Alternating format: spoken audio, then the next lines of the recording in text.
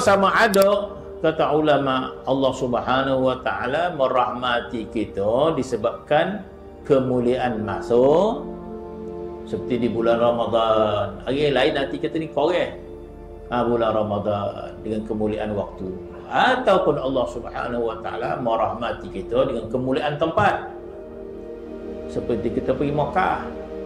Jadi alang-alang kita dah pergi Mekah, duit dah banyak kita belanjakan, persediaan kita ke sana bukan sekadar persediaan duit, tapi persediaan jiwa kita nak pergi Mekah kan. Banyakkan istighfar, banyakkan istighfar. Sebab dengan dosa kita juga menyebabkan hati kita tidak sempurna. Istighfar dan sebagainya, minta ampun pada Allah Subhanahu wa taala kesalahan dengan manusia. Sebab tu nak pergi Mekah kena bersedia sungguh-sungguh. Dia bukan sekadar kita dapat bonus, duit banyak, dah pergi. Bermaksud kita tidak bersedia pada sudut jiwa kita tak sedia.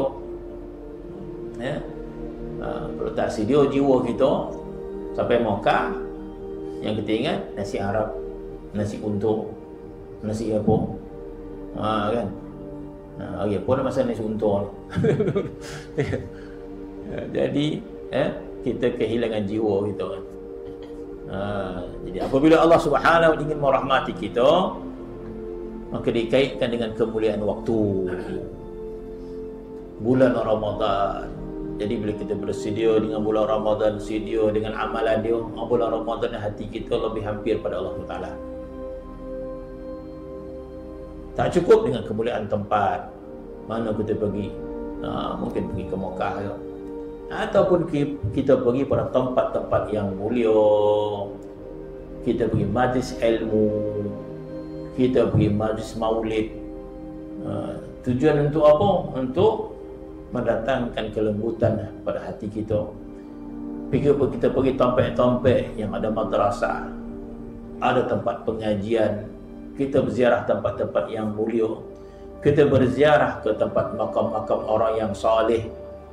Itu apa tujuan? Salah satu untuk melembutkan hati kita. Duduk kat rumah ni banyak tengok TV je, korek hati kita. Pergi ziarah tempat-tempat tersebut supaya hati kita jadi lembut. Ataupun berziarah pun tidak, dah pinggang dah sakit, nak berjalan pergi maulid Nabi kat Pahang pun gaut kaki. Habis macam mana? Kita sini yang beramal, banyakkan berzikir, banyakkan baca Quran, kita sini beramal, maka lembut hati kita. Banyak jalan dia. Tak dapat nak pergi Mekah pun duit tak ada. Nak pergi jauh, nak pergi Palembang pun kojo banyak. Masya Allah, dekat Palembang maulid. Masya Allah, pagi petang 4 kali maulid. Kalau orang tahu maksud maulid, Masya Allah, maulid adalah sesuatu sambutan ataupun bacaan terhadap Nabi SAW. Maulid ni adalah luahan cinta kita kepada Nabi SAW. Itu maksud maulid. Bagi orang yang menyokong maulid ni, faedah dia sangat banyak.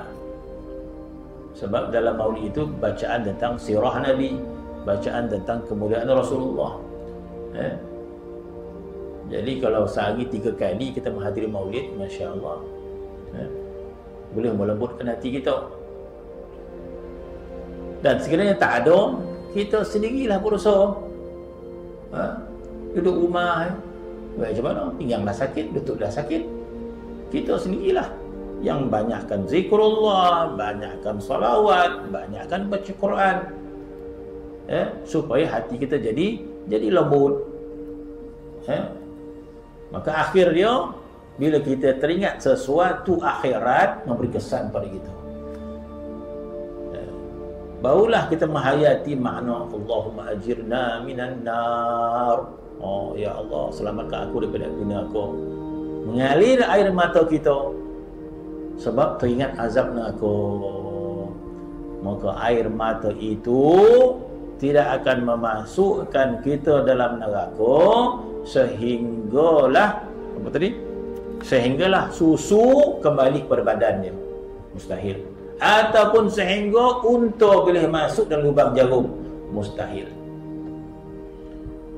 Jadi bermaksud usaha kita itu sangat dimuliakan oleh Allah Subhanahu wa taala. Usaha ke arah melembutkan hati kita itu usaha yang sangat dimuliakan oleh Allah Subhanahu wa taala. Tidak boleh air kita mengalir kerana teringatkan azab Allah kecuali hati kita menjadi lembut. Dan tidak boleh hati kita menjadi lembut kecuali kita beramal bersungguh-sungguh atau kita pergi ke tempat-tempat yang mulia. Kita malas beramal tapi kita rajin pada tempat-tempat yang mulia, majlis ilmu, tempat madrasah-madrasah yang ada pengajian, majlis maulid dan sebagainya. Ia juga menolong kita. Ataupun pergi Mekah, duit banyak, pergi Mekah dengan niat yang baiklah, pergi Mekah. Itu juga boleh menolong, melembutkan hati kita, dan memberikan fadilat, terselamat kita daripada binatang.